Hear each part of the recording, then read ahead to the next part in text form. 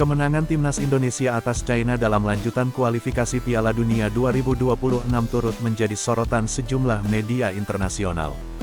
Gol tunggal oleh Romeni lewat titik putih berhasil membawa skuad Garuda menang 1-0 di Stadion Utama Gelora Bung Karno, Jakarta pada Kamis tanggal 5 Juni tahun 2025. Kemenangan ini jelas berarti besar bagi Indonesia karena menjaga asa untuk bisa melangkah ke babak berikutnya. Sejumlah media asing memberikan perspektif beragam dalam mengabarkan hasil pertandingan timnas Indonesia vs China kali ini.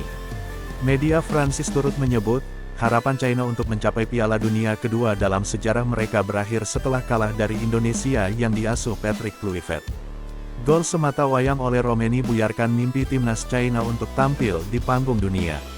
Sementara itu, media internasional Al Jazeera mengangkat semangat perjuangan timnas Indonesia. Dalam artikel berjudul, Indonesia's World Cup Dream Live On, Al Jazeera menulis bahwa Indonesia masih memiliki peluang untuk lolos ke Piala Dunia, yang akan menjadi penampilan kedua sepanjang sejarah, setelah debut di Prancis 1938 saat masih bernama Hindia Belanda.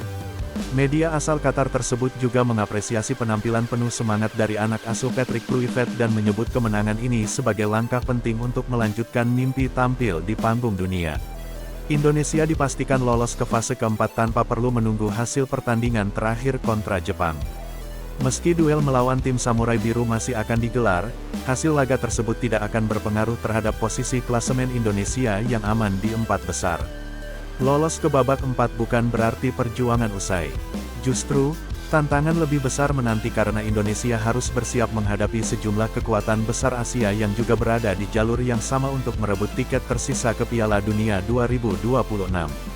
Beberapa negara yang telah memastikan diri lolos ke putaran keempat diantaranya adalah Uni Emirat Arab dan Qatar dari Grup A. Di Grup B, persaingan masih terbuka lebar antara Irak, Oman, dan Palestina. 2 dari 3 tim ini akan menyusul ke babak 4. Pada babak keempat, tim-tim yang finish di posisi 3 dan 4 dari masing-masing grup akan dibagi ke dalam 2 grup baru yang masing-masing terdiri dari 3 tim. Format ini tidak menggunakan sistem kandang tandang seperti sebelumnya. Sebaliknya, pertandingan akan digelar secara terpusat.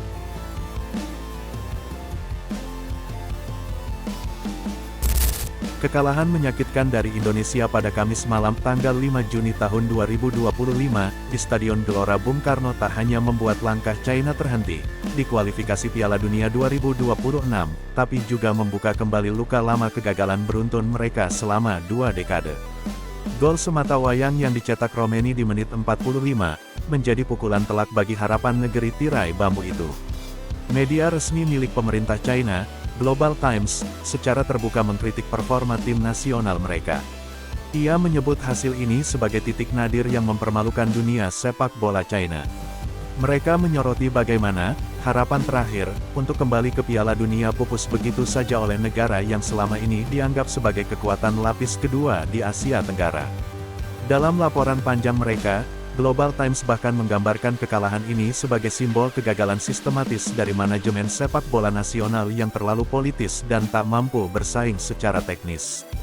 Pelatih Branko Ivankovic menjadi sorotan utama, dengan masa depannya disebut tidak lagi relevan setelah hasil ini. Namun kritik juga diarahkan pada struktur kompetisi domestik dan minimnya generasi pemain muda berkualitas.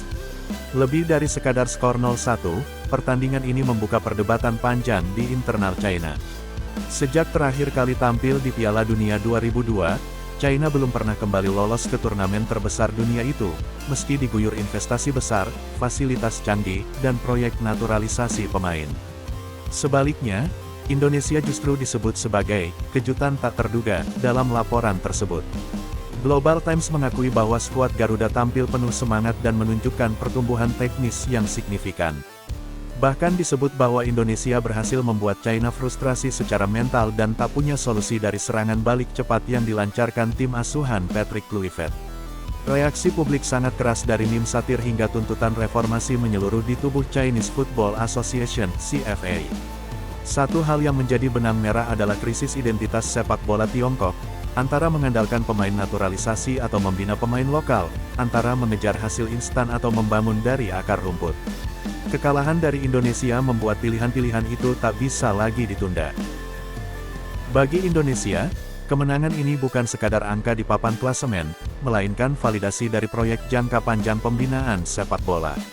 Dan bagi Tiongkok, ini adalah peringatan keras, uang tak selalu bisa membeli tiket ke Piala Dunia. Pesan menyentuh diberikan pelatih timnas China, Branko Ivankovic, untuk timnas Indonesia, usai saling berhadapan di kualifikasi Piala Dunia 2026. Dia memberi selamat kepada skuad Garuda yang sukses kalahkan China. Selain itu, Branko Ivankovic juga mendoakan kiprah timnas Indonesia di kualifikasi Piala Dunia 2026 zona Asia. Dia berharap skuad Garuda bisa ukir perjalanan mulus. Ivankovic mengakui, pertandingan melawan timnas Indonesia merupakan laga yang keras.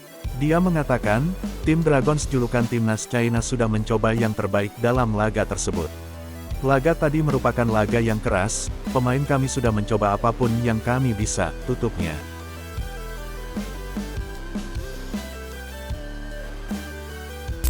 Ketua Umum PSSI, Erick Thohir menyatakan puas melihat debut dua pemain untuk timnas Indonesia, Beckham Putra dan Emil Audero, ketika keduanya tampil memenangkan Indonesia 1-0 atas China.